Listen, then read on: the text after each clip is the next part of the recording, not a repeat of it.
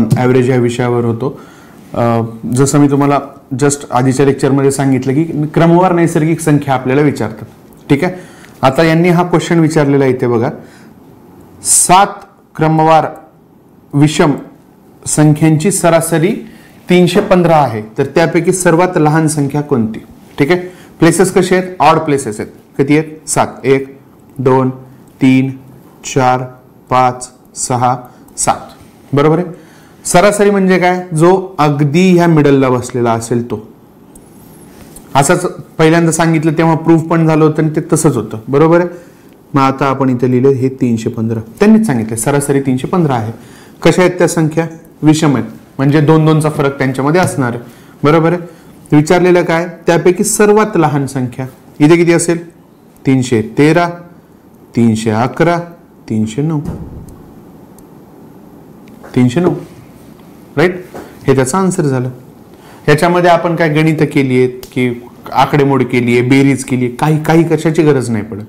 ठीक आहे. याच्यामध्ये मग काय करतात की खूपच ट्रेडिशनल मेथडनी वगैरे जायचं म्हणलं तर सगळ्यात पहिल्या संख्येला x पकडतील, मग दुसऱ्या संख्येला x+2, तिसऱ्या संख्येला x+3, x+4 असं करत करत करत हे 7 वेळेस x येणार. बरोबर आहे. म्हणजे 7x, मग हे 2 4 वगैरे हे सगळे असे करून यांची सरासरी जर का आता नंबर ऑफ ऑब्झर्वेशन 7 आहेत, सरासरी किती आहे? 315 आहे. मग 7 आणि 7 गुणिले 315 केलं तर आपल्याला टोटल भेटेल. बरोबर आहे. Number of observation into average जर का केलं तर टोटल नंबर भेटेल आपल्याला की टोटल या सगळ्यांची मिळून किती होतात ते. मग ते इथं असणार कुठेतरी बरोबरच्या साईडला इकडे 7 गुणिले 315. मी तर एवढं कधी करणार सुद्धा नाही, एवढे कुठं नाही. आणि मग ती एक्सची व्हॅल्यू काढा, कारण की एक्स आपण सगळ्यात लहान ठिकाणी पकडलेला आहे. हा याच्यापेक्षा +2 आहे, हा एक्स पेक्षा +4 आहे. हे ट्रेडिशनल मेथडनी जायचंच नाही. कन्सेप्ट काय त्याच्यामध्ये ती बघायची आणि पटकन उत्तर काढायचं. राईट. अजून एक क्वेश्चन बघूया जर का असंच भेटलं कुठे तर.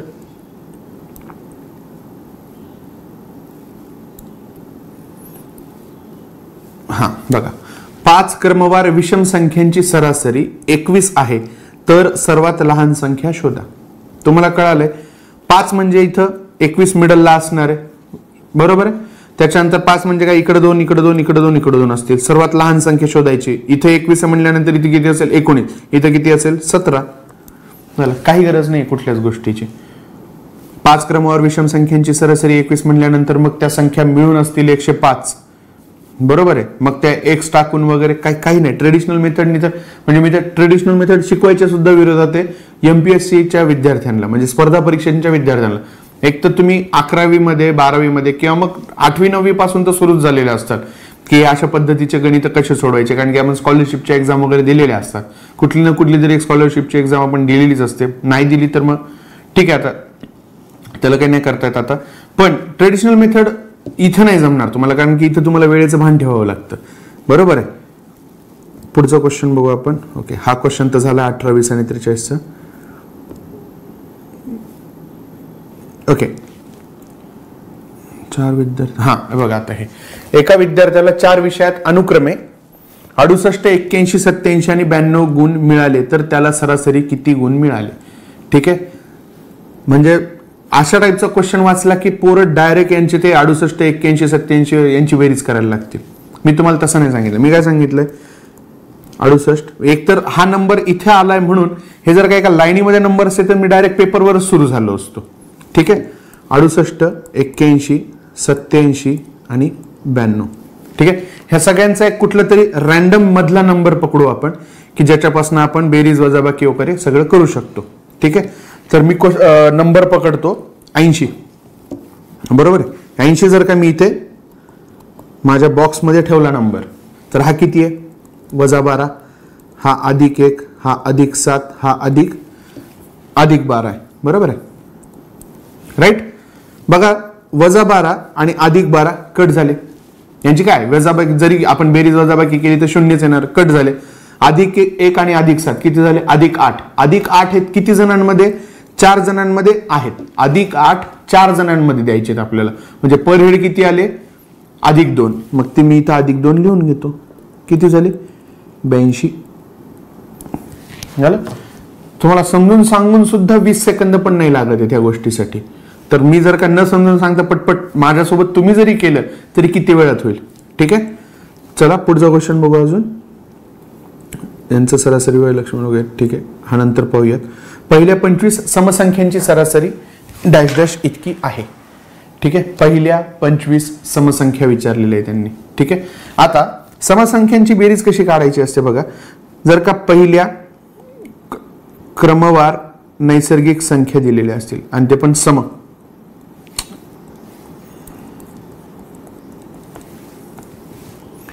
पहिल्या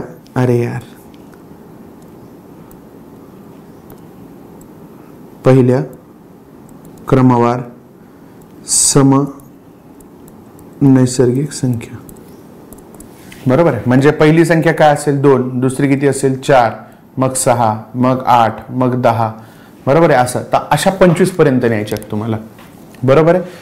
पहिल्या 25 समसंख्यांची सरासरी विचारली, राईट. तर पहिल्या 25 संख्या कोणत्या कोणत्या असतील आपण त्यांचा हिशोब काढला तर अशा पद्धतीने गेलो तर 50 वगैरे येतं आन्सर. ठीक आहे, किंवा मग एक मिनिट, पहिल्या 25 समसंख्येची सरासरी, ओके, सरासरी 52 येते. सगळ्यात शेवटचा अंक हा 50 येतो, सॉरी 50, बरोबर आहे. ह्याच पद्धतीने आपण चालत गेलो तो 2, 4, 6, 8, 10, 50. या दोघांची बेरीज किती येते 52. 52चे अर्धे करायचे 26,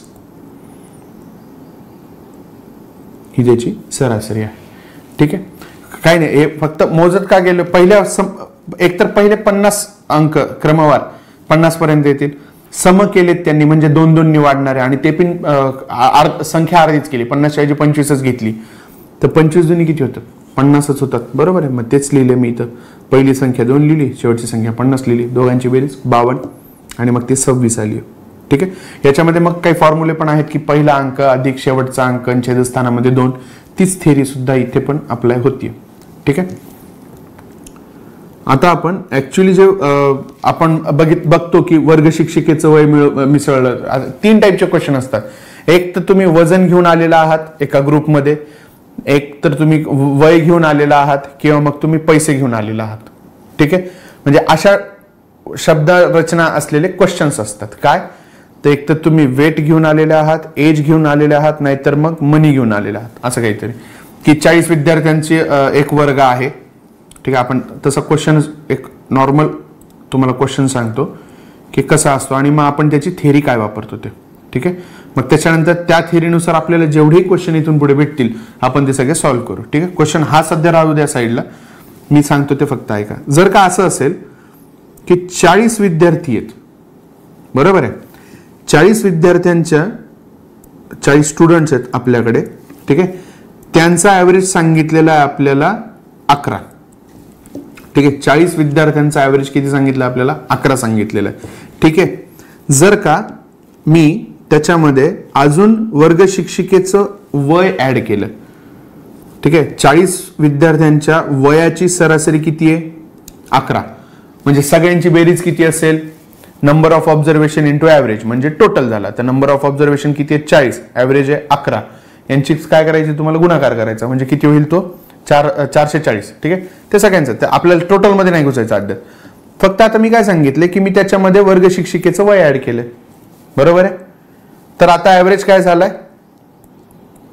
ऍव्हरेज 1 ने वाढलाय, असा क्वेश्चन मध्ये येईल 1 ने वाढलं म्हणून 12 गेला.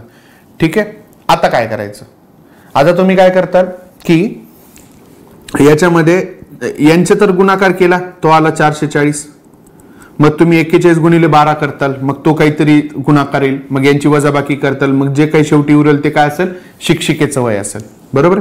असं करता हे काम नाही करायचे. अशा वेळेस जेव्हा तुम्हाला कोणती तरी संख्या वाढलेली आहे आणि नवीन जो कोणी वाढलेला व्यक्ती आहे त्यांनी किती वय आणलंय, किती वजन आणले, किती पैसे आणलेत, असं जर का असेल ना तर एवढं गुणाकार वगैरे करत बसायची गरज नाही. त्याला सिंपल एक थिअरी आहे. ठीक आहे, जसे जसे क्वेश्चन येतील, जसे जसे प्रॅक्टिस वाढेल तसं तसं तुमचा त्याच्यावर हात बसेल. फक्त आता हेच उदाहरण बघूया आपण, मी कसं केलं होतं ते. 40 विद्यार्थ्यांसाठी आपण इकडच्या साईडला लिहू नंबर ऑफ ऑब्झर्वेशन आणि इकडे लिहायचा ऍव्हरेज. ठीक आहे, सेम हाच फॉर्मॅट तुम्ही फॉलो करा, 100% तुमचं उत्तर येणार आणि बरोबर उत्तर येणार, कमी वेळात येणार. ॲव्हरेज किती सांगितलंय 40 मुलांसाठी 11. आता कोण वाढली, वर्ग शिक्षिका वाढली. कितीने वाढले, 1 नंबरने वाढला. नंबर ऑफ ऑब्झर्वेशन +1 झालेला आहे. ॲव्हरेज काय होतोय, +1 होतोय, 12 होतोय ॲव्हरेज. हेच सांगितलं होतं मी आता खोडण्याच्या आधी, बरोबर आहे. आता काय करायचं, हे सर्कल असे करून घ्यायचे, वाढलेत कमी झालेत सगळं करून घ्यायचं. आयोगाने एकदा असाच क्वेश्चन विचारला होता ज्याच्यामध्ये ॲव्हरेज त्यांनी 0.85 कमी करायला सांगितलं होतं. ठीक आहे, तो पण उदाहरण आहे आपल्याकडे, ते पण घेऊ आपण. 30 उदाहरणं आणलीत मी जवळपास, सगळी उदाहरणं घेतल्या जातील. ठीक आहे, बघा आता याचा गुणाकार याच्यासोबत करायचा. लक्षात घ्या, 40 मुलांसाठी 11 ॲव्हरेज, 41 पोरांसाठी 12 ॲव्हरेज. ॲव्हरेज वाढला 1 ने, नंबर ऑफ ऑब्झर्वेशन वाढले 1 ने. पहिल्यावाला नंबर ऑफ ऑब्झर्वेशनचा गुणाकार करायचा ह्या वाढलेल्या अंकासोबत. ठीक आहे, आणि याचा गुणाकार करायचा ह्याच्यासोबत, बरोबर. हे असं इथं, राईट. आता काय करायचं, हे लिहून झालं तुमचं, इथे बॉक्स करायचा.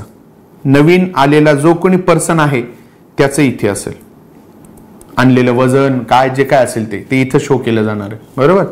आता 40 × 40 अधिक 12.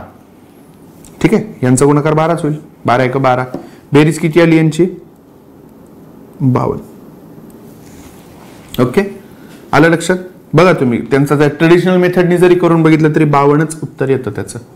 ओके, सेम आता कंडिशन मध्ये आपण हा क्वेश्चन सॉल्व्ह करून घेऊयात. राईट, खोडून टाकतो मी इथे. बघा, एका वर्गातील विद्यार्थ्यांचे सरासरी वय 7 वर्ष. एका वर्गातील 75 विद्यार्थ्यांचे. नंबर ऑफ आपल्याकडे ऑब्झर्वेशन इकडे लिहितो आपण आणि इकडे ॲव्हरेज लिहितो. ठीक आहे, ॲव्हरेज 75 पोरांसाठी किती सांगितलंय, सरासरी वय 7 वर्ष. जर त्यात वर्ग शिक्षिकेचे वय मिळवले म्हणजे आता किती झाले, इथं नंबर झाला 76. या नंबरचं काही घेणदेण नसतं आपल्याला फक्त प्लस कितीने वाढलाय ते बघायचं. आता इथे प्लस कितीने वाढलाय, प्लस 0.5, बरोबर आहे, इथे वाढला. आणि ॲव्हरेज किती झालं, 7.5. तर वर्ग शिक्षिकेचे वय काय झालं. तुम्हाला काय करायचंय माहिती, आता काय करायचं, 75चा गुणाकार या 0.5 सोबत करायचा आणि याचा गुणाकार इथे सोबत करायचा. झालं, याच्या पलीकडे काहीही करायची गरज नाही. 75च्या अर्धे किती होतात, 74च्या अर्धे 37 होतात आणि 37.5, बरोबर आहे. बरोबर, अर्धे का करायचे तर 0.5 ने आपण गुणतोय ना, 0.5 0.5 ला 75 ने गुणायचं म्हणजे 75च्या अर्धेच करायचे आपल्याला. 70च्या अर्धे होतात 35, 72च्या अर्धे होतात 36, 74च्या अर्धे होतात 34 आणि परत 74च्या अर्धे जर का केले 74 आणि हा एक तर किती होतं, 74च्या अर्धे होतात 37 आणि या 1च्या अर्धे 0.5 झालं. ठीक आहे, 37.5 प्लस 7.5, राईट. यांची जी काही बेरीज येईल ते काय असेल, वर्ग शिक्षिकेचं वय असेल. बरं, किती येणार आहे ते 38 आणि 7 म्हणजे किती, 45, राईट. अशाच टाईपचे क्वेश्चन असतील. अशा टाईपचे आता एक सलग आपण क्वेश्चन बघूयात, शोधूयात, फाइंड आउट करूयात आणि त्यांचे आन्सर्स काढूयात पटापट. ठीक आहे,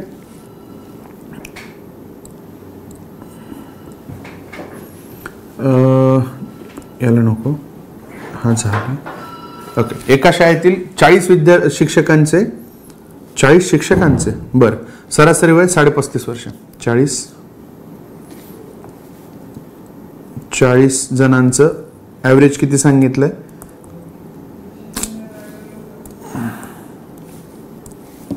35.5.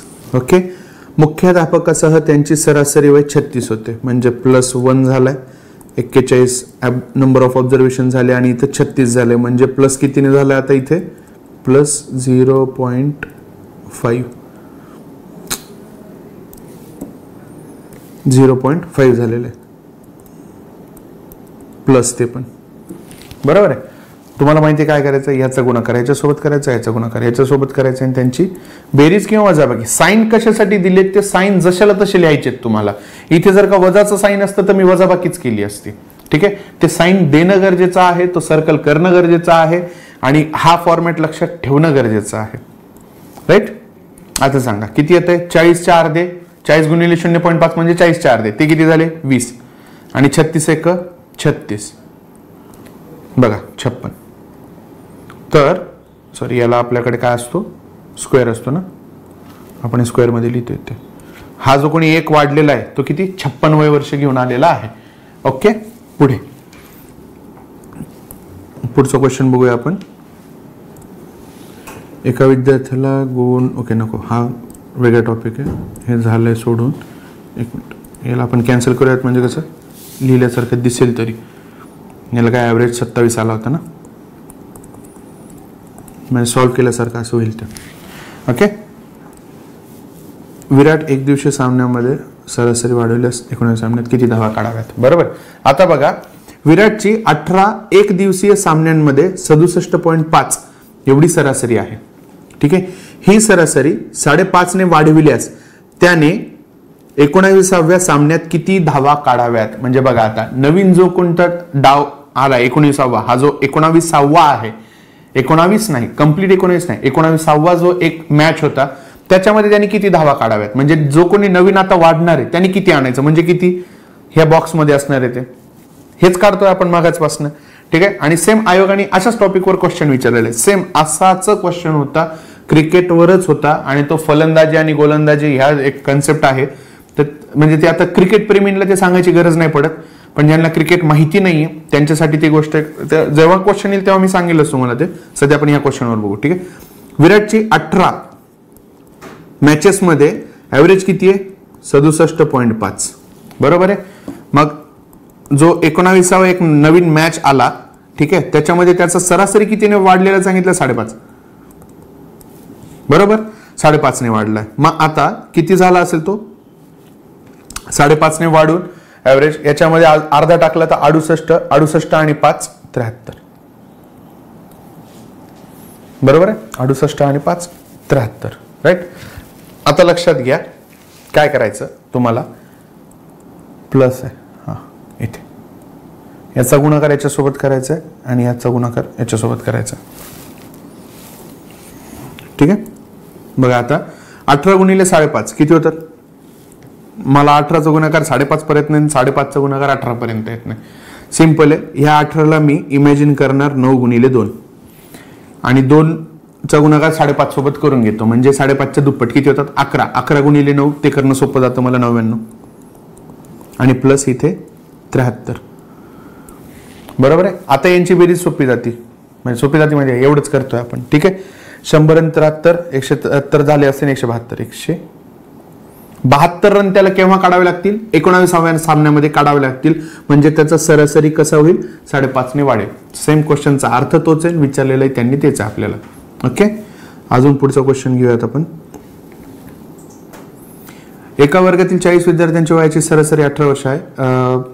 जर त्या वर्गातील 20 नवीन विद्यार्थ्यांच्या आल्यामुळे त्या वर्गातील सर्व विद्यार्थ्यांच्या वयाची सरासरी 6 महिन्यांनी वाढते, तर त्या नवीन 40 विद्यार्थ्यांच्या वयाची सरासरी किती. हा क्वेश्चन आपण पुढच्या लेक्चरमध्ये बघूयात. धन्यवाद.